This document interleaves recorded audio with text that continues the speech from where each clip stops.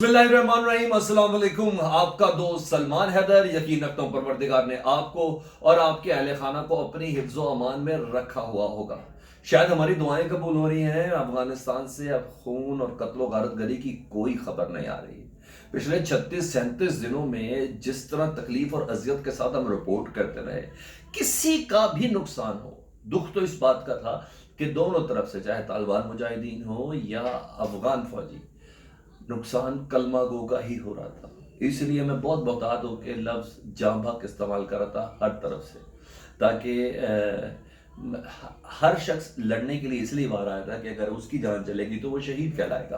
बहरहाल हैपनिंग्स कुछ ये है कि तालिबान ने अबूरी हुकूमत की जो तजवीज़ है उसे मुस्तरद कर दिया, और उसको मुस्तरद करने का दरअसल क्यों फैसला किया गया है और मुस्तरद करने के बाद कितनी देर में इस्लामी अमारात का ऐलान होने जा रहा है, यह आपको बताना है।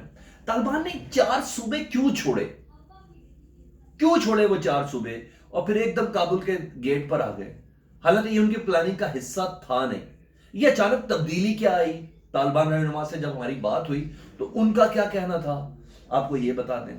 और साथ साथ आपको एक कमीशन से मुतालिक भी आपको बताना है। और तालिबान के मिलिट्री कमीशन जो है, सबसे पहले वो दाखिल हुआ। इसके अलावा दीगर डिटेल्स में मैंने आपको स्पुतनिक, द इंडिपेंडेंट, पजवोक और अरब न्यूज़, इन सब जराए के हवाले से आपके साथ इंफॉर्मेशन कंफर्म करनी है। और साथ साथ मैंने आपको बताना है दीगर वो अफराद जो इस वक्त काबुल के अंदर मामलात को कंट्रोल करके अफाम तफहीम के साथ करके बैठ रहे हैं। ऐसे वाकयात भी हमने रात को रिपोर्ट हुए, वो ये थे कि अफगान फोर्सेस और तालिबान फोर्सेस, उन्होंने मिल के सिक्योरिटी संभाली, उन्होंने मिल के इलाकों का कंट्रोल संभाला। वो क्या चीजें थी, ये तमाम चीजें मैं आपके साथ वीडियो के अंदर डिस्कस करने जा रहा हूं। एक अपडेट और कि इस वक्त तमाम सिक्योरिटी चेक पॉइंट्स पर तालिबान खुद खड़े हुए हैं और उनकी मदद अफगान फोर्सेस कर रही है। JSK के तमाम बॉर्डर सिक्योरिटी, जो कि इवन पाकिस्तान की भी जो चेक पोस्ट है ना, उन तमाम में से अफगान फौजी गायब है। इवन तालिबान भी वहां नहीं पहुंचे, सिर्फ इस तरह पाकिस्तानी खड़े हुए हैं। ये भी मैंने आपको बता दिया। अच्छा, डिटेल्स में जाता हूँ। जाने से पहले रिक्वेस्ट कि अगर आप चैनल पहली बार देख रहे हैं, इसको सब्सक्राइब कर लें, ये बटन है, इसको दबाना है, और कमेंट्स में मुझे ज़रूर आगाह कीजिएगा।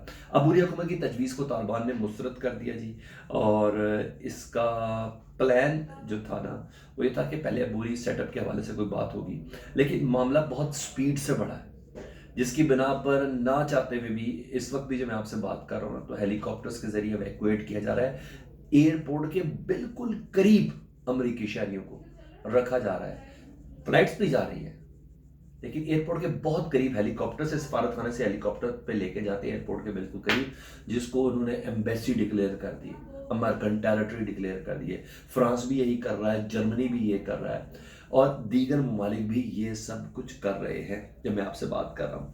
अच्छा जी, तालिबान ने ना मुस्तरद किया है, और उससे मुतल्लिक इतलात ये है कि अगले चंद घंटों में तालिबान बाकायदा तौर पर अमारात इस्लामी का ऐलान करने जा रहे हैं। वो ऐलान इस बिना पर करने जा रहे हैं जिस पे अफगान तर्जुमान ज़बीहुल्लाह मुजाहिद का कहने का मतलब है कि हम किस अबूरी सेटअप की बात करें। 2001 में 20 साल पहले हमारी हुकूमत थी, और हमारी हुकूमत को जबरदस्ती हमसे छीना गया था, ताकत के बल पर हमला करके, एयर स्ट्राइक करके। CIA के एजेंट्स हामिद करजई की शक्ल में, अब्दुल्ला की शक्ल में, अशरफ गनी की शक्ल में बिठाया गया था। हमारा तो हक मारा गया था, हमने वो हक वापस लिया है, हमने अपनी जगह दोबारा से फतह की है। हमारा ये लॉजिक है। वो इस लॉजिक के तहत कह रहे हैं कि हम अपने अमारात इस्लामी का बाकायदा तौर पर ऐलान करने जा रहे हैं। ठीक है, इसके हवाले से कुछ नोक पलक दुरुस्त होनी है। आलमी बरादरी की मामलात को भी बहुत देखना है। इसलिए तालिबान, मैं आपको बता दूं, बहुत अक्लमंद हो गए, बहुत अक्लमंदी से चल रहे हैं। उनका एक एक स्टेप बहुत फूक फूक के, चाहे सुहेल शाहीन हो, चाहे ज़बीहुल्लाह मुजाहिद हो, बहुत एहतियात से बात कर रहे हैं, बिल्कुल कैटेगोरिकली पूरी अंडर द लाइन गुफ्तगू करते हैं, जिसको समझने की बहुत ज्यादा जरूरत है। अच्छा जी, मैं आखिर में आपको बताऊंगा तालिबान ने 4 सूबे क्यों छोड़े। 4 صوبے کیوں چھوڑے یہ میں نے آپ کو آخر میں بتانا ہے، ویڈیو میں آپ نے میرے ساتھ رہنا ہے، ٹھیک ہے جی. 4 صوبے چھوڑے بغیر ایک دم کیسے، ایسے کیا ہو گیا کل کہ کابل کے محل کے اندر داخل ہو گئے، وہ میں نے آپ کو بتانا ہے. اچھا صدارتی محل کے اندر چلے گئے ہیں، پہلی میٹنگ بھی ہو گئی ہے ادھر، اور پہلی میٹنگ جو نے کال کی ہے وہ طالبان ملٹری کمیشن کے وائس چیئرمین ہیں جی، نائب سربراہ ہیں جی، ان کے زیر اہتمام یہ میٹنگ ہوئی ہے.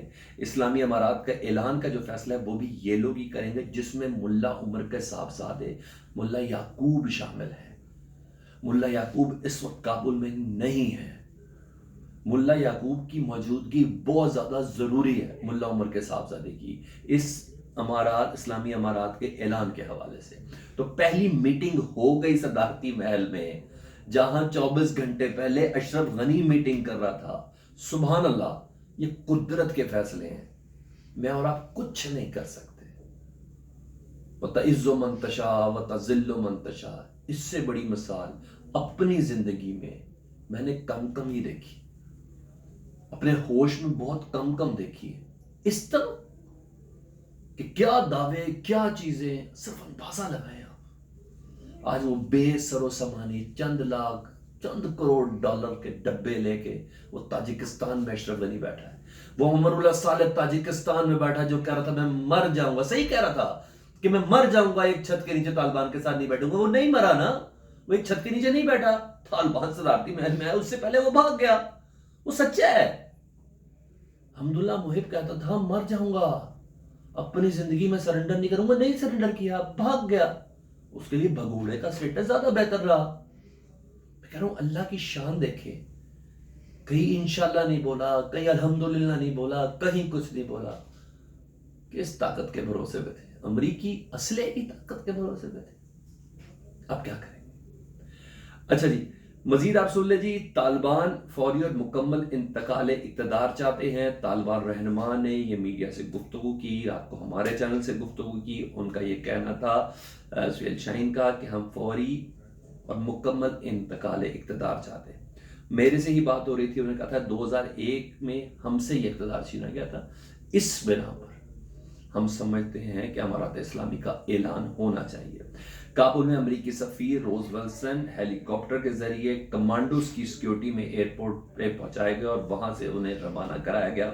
یہ اپڈیٹ دے دی امریکی سفیر بھی اب کابل میں موجود نہیں. سفارت خانہ مکمل بند ہوگا.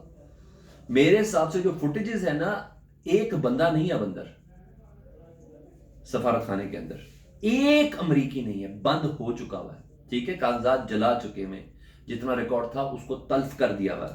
اچھا جی، کابل میں کوارڈینیشن کونسل قائم کی گئی ہے، جس کے مطابق سابق صدر حامد کرزئی اس کے ممبر ہیں، مسارتی کونسل کے سربراہ ڈاکٹر عبداللہ اس کے ممبر ہیں، اور حزب اسلامی کے گلبدین حکمت یار اس کے ممبر ہیں. ان تمام نے مل کر عوام اور طالبان سے اور افغان فورسز سے مدد کی اپیل کی ہے کہ افغانیہ شہریوں کی عزت و ناموس کا اور اس ماحول کا خاص خیال رکھیں، اور اس پہ خاطر کو اقدامات ہوئے.